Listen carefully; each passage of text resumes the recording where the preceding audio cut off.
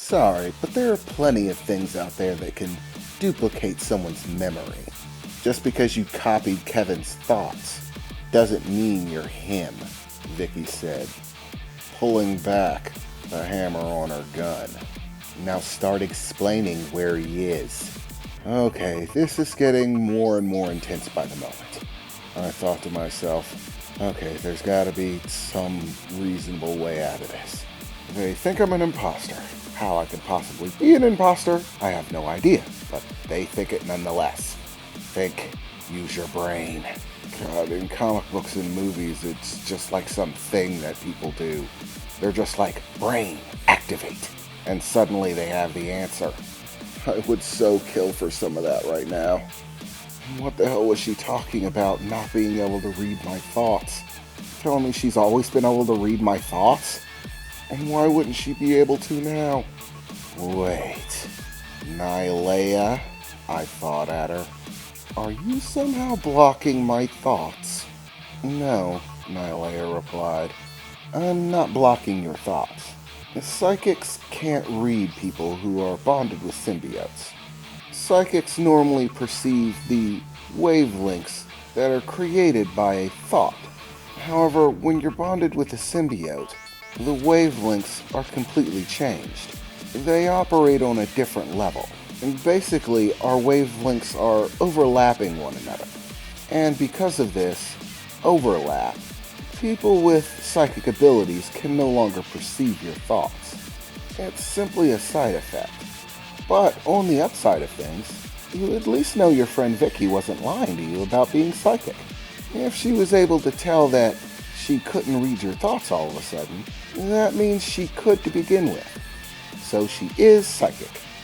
If that's at all helpful. No, not really, I replied in my head. So now I have to find some way to convince them that I'm me without telling them about you. This should be interesting. Hopefully, painless as well. Here's hoping. Okay, Vicky, I said. You're right.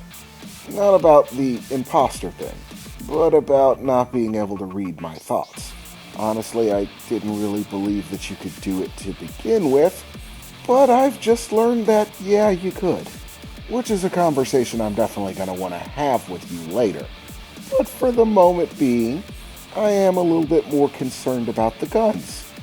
Unfortunately, I don't think I'm going to be able to let you hear my thoughts anymore.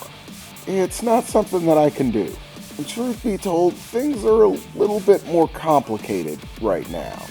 You were right when you asked me if something's changed. It has, and I just didn't know if I should tell you about it. Quite frankly, I'm still not certain whether it would be a good idea. But I am Kevin. Like, if there's some other way that you can check that, then by all means, I invite you to do so. As long as it doesn't require bullets. Don't play games with me, Vicky said angrily. You can't be Kevin. People don't magically heal overnight. They don't suddenly gain back use of limbs that should be mostly paralyzed. And they don't suddenly become capable of projecting psychic barriers. Well, sis, Vicky's brother said, interjecting. It's possible it is Kevin, but that he's just not human anymore, sis. Something could have turned him. After Vicky's brother said that, Vicky got a very sad look on her face. No, Vicky replied. It has to be something else. Kevin has to just be somewhere else. Can't be. There's plenty of stuff out there in the dark, sis. Do you know for certain that you can read somebody once they change? Once they become something else? Have you ever tried to read a vampire or a werewolf? That doesn't mean he is one. For all I know, I can read the thoughts of vampires and werewolves. I've just never met one. The more time we waste, the greater the possibility that wherever the real Kevin is, that he's going to die of starvation or from his injuries. We have to get him to talk. We have to get him to tell us where the real Kevin is. Okay, this is not looking good. Though I am slightly happy about Vicky's concern for my well-being, the fact that she's trying to kill me to ensure that well-being is a little bit of a mixed bag, I thought to myself. Okay, what do I do? What do I do? What do I do? Actions, actions. Think. Come on, brain. Activate. I thought to myself in a panic. Wait a second. Magic. Magic is real, right? If Vicky really is a psychic, then that also means it's also possible that they have real magic stuff. Okay, maybe that could work.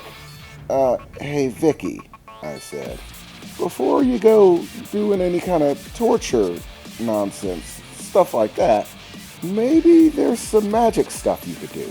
Non-torturous magic stuff. Like some sort of truth spell or something. One that might work even if I was like a werewolf or vampire or whatever. I'm just throwing out ideas here. Ideas that specifically don't involve torture. Listen, I don't know what's going on here, but if you are something else other than Kevin, buddy, you are in violation of like 12 different supernatural ordinances. There are laws that govern interactions between humans and supernatural entities. You can't just run around possessing whoever you want.